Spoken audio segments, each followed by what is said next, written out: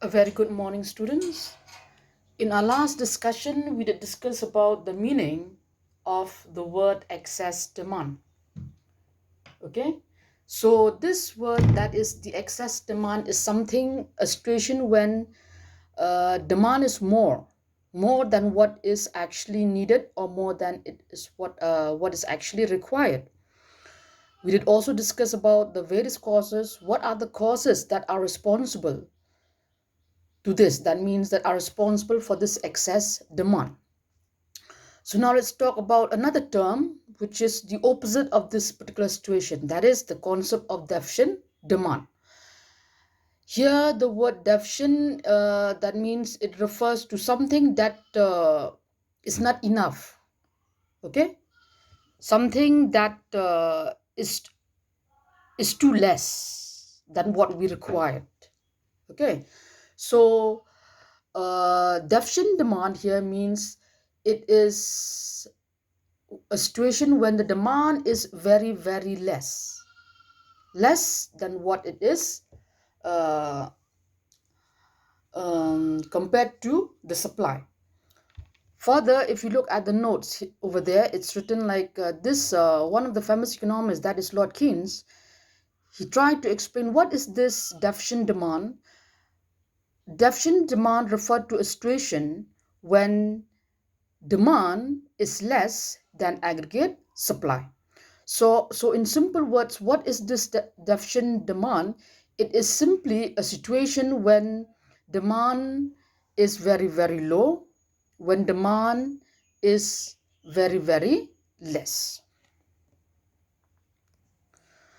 So, like what we talk, whenever we refer to the situation of excess demand, okay, we face such a situation due to uh, due to various factors, or due to many reasons that are responsible for this. Okay, what we learn is that excess demand is due to the increase in private expenditure, is due to the increase in investment expenditure, so on and so forth. So the same thing when we talk about this deficient demand. Why demand is low? Okay, lower than what is required. Why this deficient demand? Why aggregate demand is lower than aggregate supply? This also, it is due to a variety of reasons. So now let's have a look. What are the factors that are responsible for this deficient demand?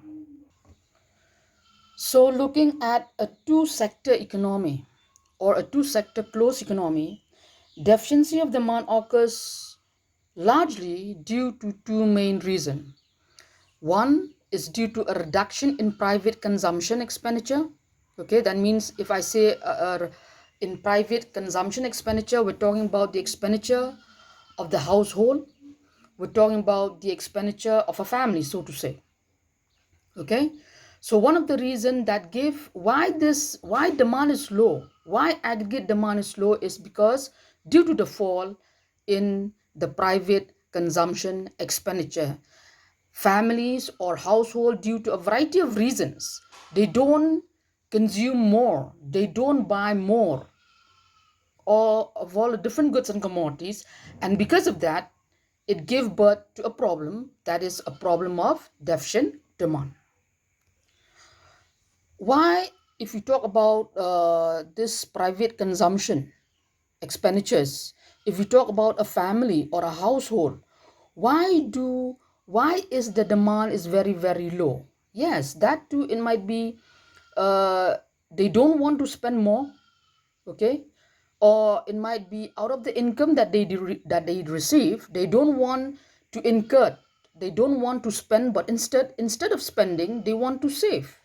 Okay, which means the propensity to consume is less.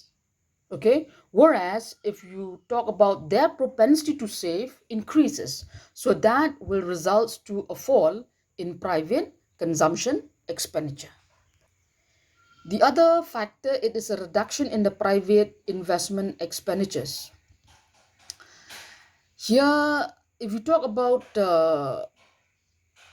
the private investment expenditure, it is the important component of aggregate demand. And if you talk about these private investment, why they fall, why there is a low in private investment expenditures.